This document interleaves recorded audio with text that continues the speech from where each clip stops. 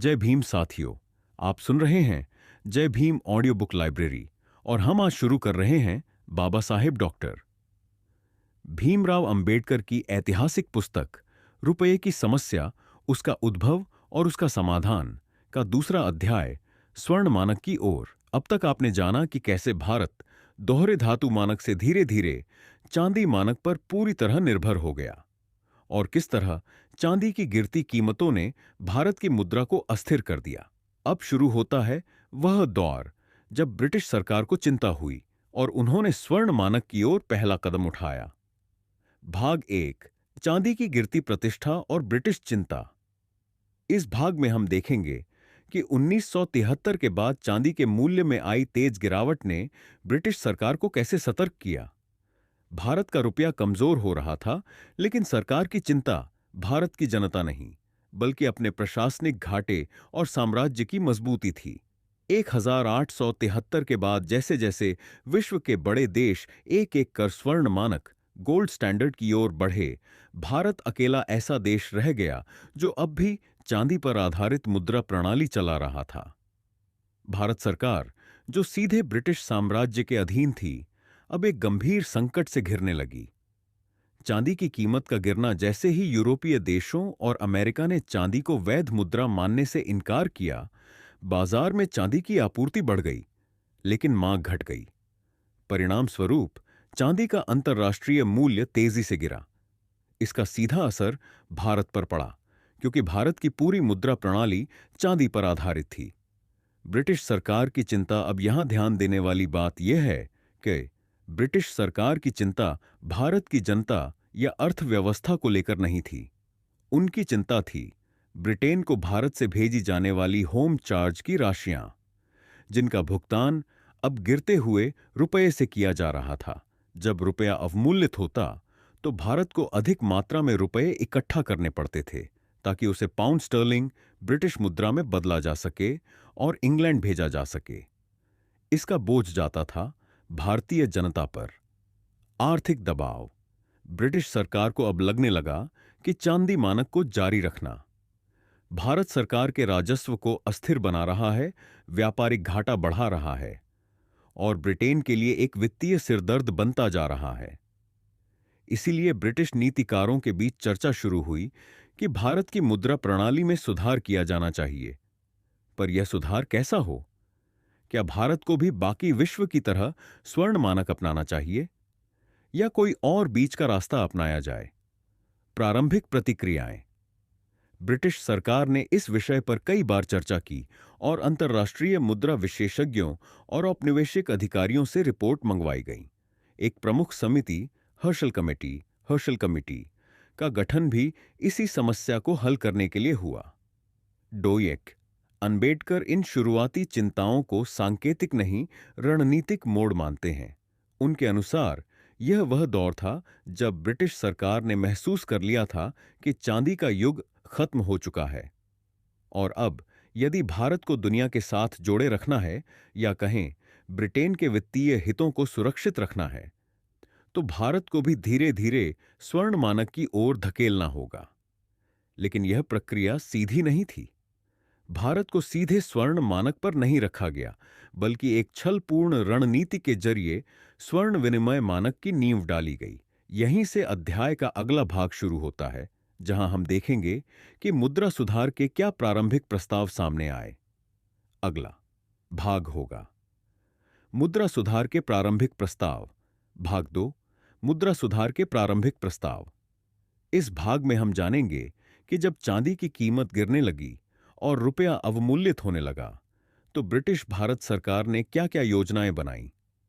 विशेष रूप से हम देखेंगे कि कैसे 1992-193 में रुपये की स्थिति को स्थिर करने के लिए ऐतिहासिक निर्णय लिए गए। चांदी से बाहर निकलने की तलाश। जब ब्रिटिश भारत सरकार को यह स्पष्ट हो गया कि चांदी अब अंतर्राष्ट्रीय मुद्रा के रूप में टिकाऊ नहीं रही, तो उन्होंने भारत की मुद्रा को एक स्थिर धातु मूल्य से जोड़ने की योजना बनाई। परंतु भारत जैसे विशाल और विविधता वाले उपनिवेश में सीधे स्वर्ण मानक लागू करना जोखिम भरा था। इसलिए उन्होंने मुद्रा सुधार की प्रक्रिया को धीरे धीरे और कदम दर कदम अपनाने की योजना बनाई। सबसे पहला प्रस्ताव, चांदी के सिक्कों की स्वतंत्र ढलाई पर रोक। 1992 में ब्रिटिश भारत सरकार ने यह निर्णय लिया कि सेखिशकक से अब आम जनता को चांदी के सिक्के ढालने की अनुमति नहीं दी जाएगी। यह निर्णय 1993 में औपचारिक रूप से लागू किया गया। इसका क्या अर्थ था? अब तक भारत में कोई भी व्यक्ति चांदी के साथ जाकर सरकारी टकसाल माई एंटी में उसे रुपए में बदलवा सकता था। यानी अगर किसी के पास 100 ग्राम चांदी है तो वह उसे ले जाकर रुपए के सिक्कों में बदल सकता था। इस नीति को मुक्त ढलाई, फ्री कॉइनेज कहा जाता था। अब जब यह प्रणाली बंद कर दी गई तो इसका सीधा असर यह पड़ा कि बाजार में चांदी की आपूर्ति सीमित हो गई, जिससे चांदी की कीमत कृत्रिम रूप से रोकी जा सकी और रुपये की गिरती कीमत में थोड़ी स्थिरता आई। सिर्फ एक तकनीकी कदम नहीं था, यह एक रणनीतिक मोड़ था। बाबा साहेब अम्बेडकर इस निर्णय को एक बहुत बड़ा मोड़ मानते हैं। उनके अनुसार यह वह क्षण था जब ब्रिटिश सरकार ने स्पष्ट कर दिया कि अब भारत की मुद्रा प्रणाली को चांदी से हटाकर किसी नई व्यवस्था की ओर ले जाना है। लेकिन वह नई व्यवस्था क्या होगी? यहां दो विचारधाराएं थीं। एक, कुछ लोग चाहते थे कि भारत भी पूरी तरह से स्वर्ण मानक अपनाए, जैसे कि इंग्लैंड या फ्रांस ने किया था। दो, दूसरे लोग स्वर्ण विनिमय मानक, गोल्ड एक्सचेंज स्टैंडर्ड का समर्थन कर रहे थे, जो एक वैकल्पिक व्यवस्था थी जिसमें मुद्रा भले ही चांदी की हो, लेकिन उसका मूल्य सोने के आधार पर स्थिर रखा जाए। ब्रिटिश सरकार ने दूसरे विकल्प को अपनाया। क्यों? क्योंकि सोने की ढलाई और भंडारण महंगा था। भारत की जनता को सोने की मुद्रा से परिचित कराना कठिन था और सरकार को पूर्ण नियंत्रण भी चाहिए था। एक प्रकार की धोखे वाली व्यवस्था की शुरुआत। अंबेडकर के अनुसार यह पूरी रणनीति एक छल के समान थी, जहां न जनता को सोना दिखता, न मिलता, न चलन में आता। लेकिन सरकार कहती कि रुपया अब सोने से बंधा है। यह नीति आगे चलकर स्वर्ण विनिमय मानक कहलाएगी, जिसे अंबेडकर आने वाले अध्यायों में बेहद तीखे शब्दों में असली स्वर्ण मानक का झूठा संस्करण कहते हैं। इस प्रकार 1892 से 93 के इन सुधार प्रस्तावों ने भारत की मुद्रा प्रणाली को एक कृत्रिम स्थिरता दी। पर यह स्थिरता जनता के लिए नहीं, बल्कि ब्रिटिश सरकार के लाभ के लिए थी। अगला भाग होगा 1893 का टर्निंग पॉइंट, सिक्कों की ढलाई पर रोक, भाग 3। 1873 का टर्निंग पॉइंट, सिक्कों की ढलाई पर रोक। इस भाग में हम विस्तार से देखेंगे कि जब भारत सरकार ने चांदी की ढलाई पर रोक लगाई तो उसका अर्थव्यवस्था पर क्या प्रभाव पड़ा। साथ ही समझेंगे कि इस निर्णय का असली मकसद क्या था और यह किस तरह स्वर्ण मानक की ओर पहला व्यावहारिक कदम साबित हुआ। 26 जून 1993, वह ऐतिहासिक घोषणा। इस दिन भारत सरकार ने सार्वजनिक रूप से यह आदेश जारी किया कि अब भारत की किसी भी टकसाल में आम जनता को चांदी के सिक्के ढालने की अनुमति नहीं दी जाएगी। यह एक साधारण नीति परिवर्तन नहीं था, यह भारत के मुद्रा इतिहास का एक निर्णायक क्षण था। अब तक भारत में कोई भी व्यक्ति चांदी लेकर टकसाल माइंट में जाकर उसे रुपए में बदल सकता था। यह प्रक्रिया फ्री कॉइनेज ऑफ सिल्वर कहलाती थी, यानी जनता के पास चांदी है तो सरकार उस चांदी से रुपया ढालने की सेवा देगी। लेकिन अब सरकार ने कहा, सिर्फ सरकार ही तय करेगी कि चांदी के कितने सिक्के ढाले जाएंगे और कब। इसका अर्थ क्या था? एक, अब चांदी का सिक्का जनता की संपत्ति नहीं, सरकार का एक टोकन बन गया था। दो, सरकार ने चांदी की आपूर्ति पर नियंत्रण कर लिया, जिससे रुपये की मात्रा और कीमत को कृत्रिम रूप से स्थिर किया जा सके।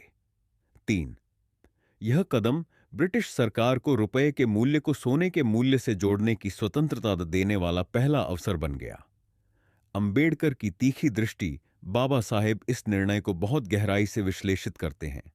उनके अनुसार यह वह क्षण था जब रुपया एक वस्तु, कमोडिटी से बदलकर सिर्फ एक संकेत, टोकन बन गया। मतलब पहले रुपया चांदी के भार और शुद्धता का प्रमाण था। अब वह सिर्फ सरकार द्वारा घोषित मूल्य बन गया, जिसकी कोई आंतरिक धातु कीमत नहीं रही। यह एक मुद्रा का आधिकारिक राष्ट्रीयकरण था, लेकिन जनहित में नहीं, बल्कि ब्रिटिश साम्राज्य के वित्तीय हितों के लिए। क्या भारत में अब स्वर्ण मानक लागू हुआ? नहीं। यह ध्यान रखना जरूरी है कि भारत में अब भी कोई स्वर्ण सिक्का चलन में नहीं था। भारत की मुद्रा प्रणाली अब एक अजीब अवस्था में आ गई थी। न तो यह पूरी तरह चांदी मानक थी, न ही यह पूर्ण रूप से स्वर्ण मानक। यह एक संक्रमणकालीन मुद्रा व्यवस्था बन चुकी थी। इस संक्रमण का अगला चरण था रुपये को सोने से जोड़ देना, लेकिन बिना सोने के सिक्के चलाए। यानी रुपया सोने की कीमत से बंधा रहेगा, लेकिन बाजार में केवल कागजी नोट और चांदी के सिक्के होंगे। बाबा साहेब इसे धोखे की नीति कहते हैं, जहां जनता को यह दिखाया जाता है कि उनकी मुद्रा अब स्थिर हो चुकी है, लेकिन असल में वह अब पूरी तरह सरकार की कृपा पर निर्भर है। यह कदम ब्रिटिश साम्राज्य के लिए एक रणनीतिक सफलता था, क्योंकि अब उन्हें भारत से होने वाले भुगतान में स्थिरता मिल रही थी और भारत की जनता से कर वसूली आसान हो गई थी।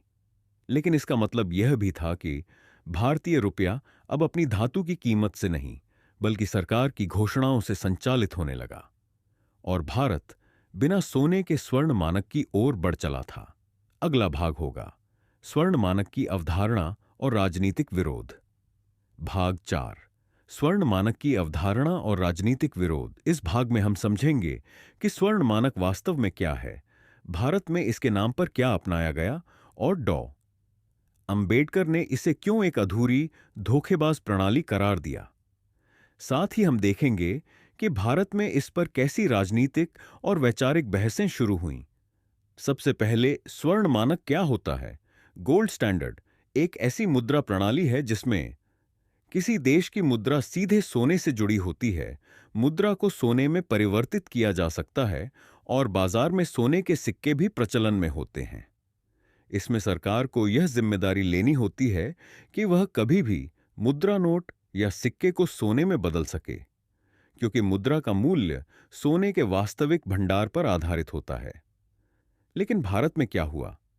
भारत में ऐसा कोई असली स्वर्ण मानक लागू नहीं किया गया, बल्कि एक वैकल्पिक व्यवस्था अपनाई गई जिसे कहते हैं गोल्ड एक्सचेंज स्टैंडर्ड। इसमें बाजार में कोई सोने के सिक्के नहीं होते, जनता सोना कभी देखती भी नहीं। सरकार यह दावा करती है कि रुपया सोने से बंधा है, लेकिन यह बंधन सिर्फ अंतर्राष्ट्रीय भुगतान और विनिमय दर के लिए है। बाबा साहेब का तीखा विश्लेषण। अंबेडकर इस व्यवस्था पर गहरी आपत्ति जताते हैं। वे कहते हैं, यह न तो स्वर्ण मानक है, न चांदी मानक। यह एक अनिश्चित, कृत्रिम और जनता को भ्रमित करने वाला समझौता है। उनके अनुसार, 1, जनता को सोने की कोई गारंटी नहीं दी जाती। 2, सरकार पूरी मुद्रा प्रणाली को अपने इच्छानुसार नियंत्रित कर सकती है। तो यह प्रणाली ब्रिटिश साम्राज्य के लिए सुविधाजनक है, पर भारत के लिए घातक। राजनीतिक विरोध। इस मुद्दे पर उस समय के भारतीय राष्ट्रीय नेताओं और अर्थशास्त्रियों में मतभेद थे। कुछ लोग जो ब्रिटिश नीतियों से सहमत थे, मानते थे कि स्वर्ण मानक अपनाने से भारत की मुद्रा स्थिर होगी और अंतर्राष्ट्रीय व्यापार आसान होगा। लेकिन अंबेडकर जैसे चिंतकों ने साफ कहा, यह भारत की आर्थिक स्वतंत्रता को और कमजोर करेगा, क्योंकि सरकार मुद्रा को जनता की जरूरत के बजाय विदेशी लेन देन के अनुसार संचालित करेगी। इसका एक बहुत बड़ा खतरा यह था कि भारत में मुद्रा आपूर्ति और मूल्य स्तर अब पूरी तरह सरकार के नियंत्रण में होंगे और सरकार की प्राथमिकता जनता नहीं, बल्कि ब्रिटिश हित होंगे। यह विरोध केवल अर्थशास्त्र नहीं था, यह एक राजनीतिक चेतावनी थी।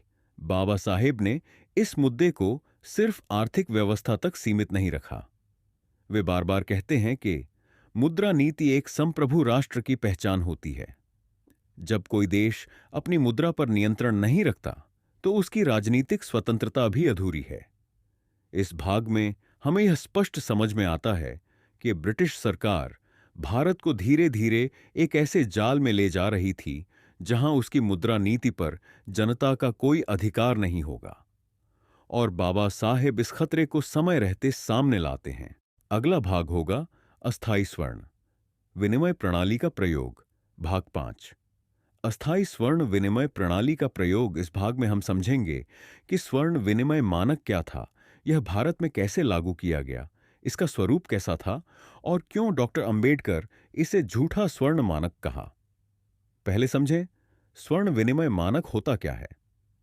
गोल्ड एक्सचेंज स्टैंडर्ड एक ऐसी मुद्रा व्यवस्था है जिसमें देश की मुद्रा सोने के मूल्य से बंधी होती है, लेकिन बाजार में न तो सोने के सिक्के होते हैं, न ही जनता को सोने में भुगतान किया जाता है। सरकार कुछ निर्धारित विदेशी विनिमय दरों, एक्सचेंज रेट्स, को स्थिर रखने का वादा करती है। यानी यह एक विश्वास पर टिकी प्रणाली है, जहां जनता को न सोना मिलता है न दिखता है, पर सरकार कहती है कि मुद्रा सोने से जुड़ी है। भारत में यह कैसे लागू हुआ?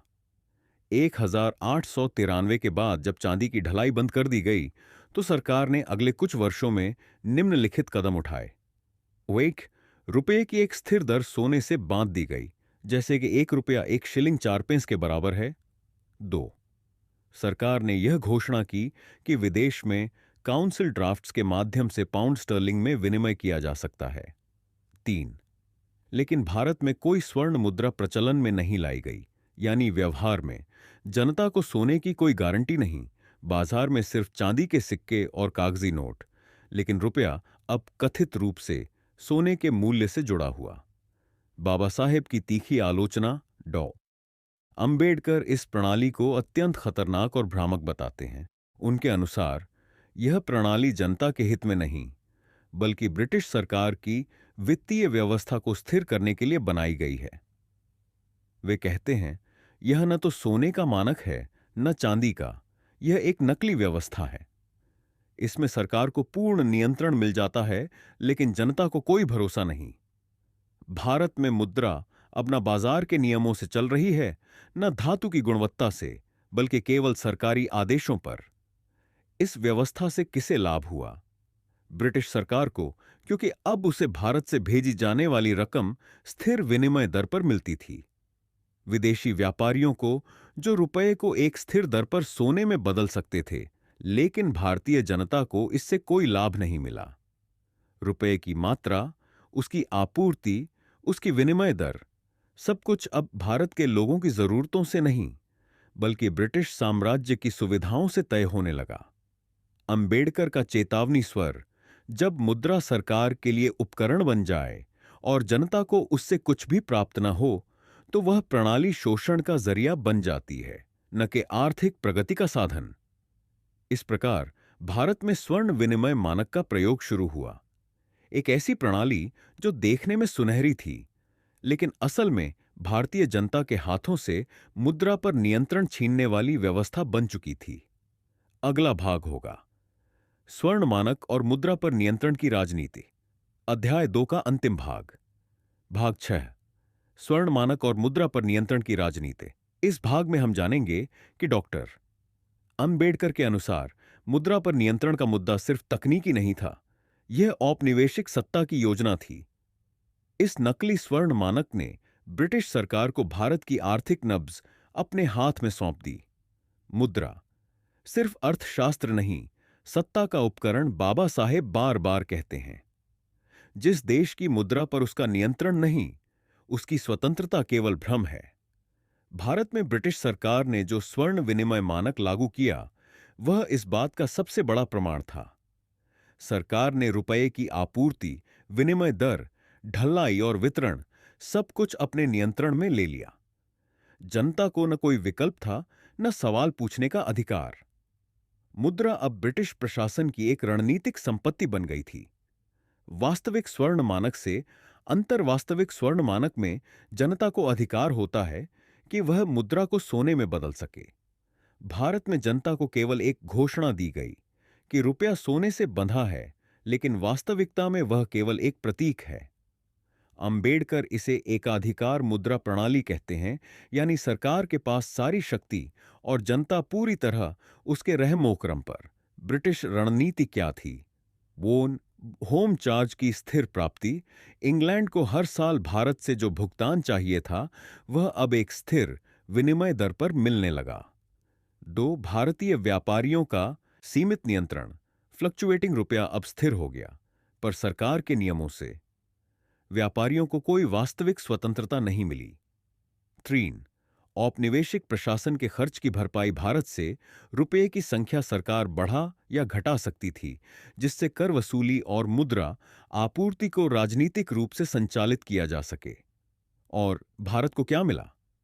न तो मुद्रा पर अधिकार, न कीमतों पर नियंत्रण और न ही वैश्विक प्रतिस्पर्धा में बराबरी। जनता बस एक ऐसी मुद्रा के सहारे जीवित थी जिसका मूल्य व्यवहार और भविष्य सरकार के अंदरूनी निर्णयों पर निर्भर था, जिनमें भारतीयों की कोई भागीदारी नहीं थी। बाबा साहेब की भविष्यवाणी।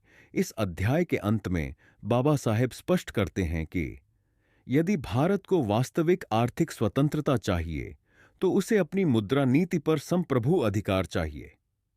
वे मानते हैं कि नकली स्वर्ण मानक से केवल एक ही चीज हासिल हुई, ब्रिटिश साम्राज्य के हाथों भारत की आर्थिक आत्मा का पूर्ण नियंत्रण। और इसी के साथ समाप्त होता है अध्याय 2। एक ऐसा अध्याय जो हमें सिखाता है कि मुद्रा केवल सिक्के और नोट नहीं होती, वह सत्ता और स्वतंत्रता का मापदंड भी होती है। जय भीम साथियों।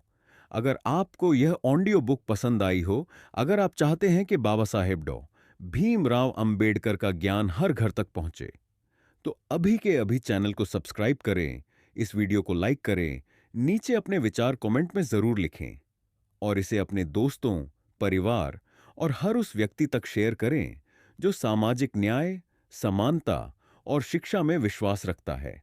यह सिर्फ एक ऑडियो बुक नहीं, यह है ज्ञान का आंदोलन। जय भीम।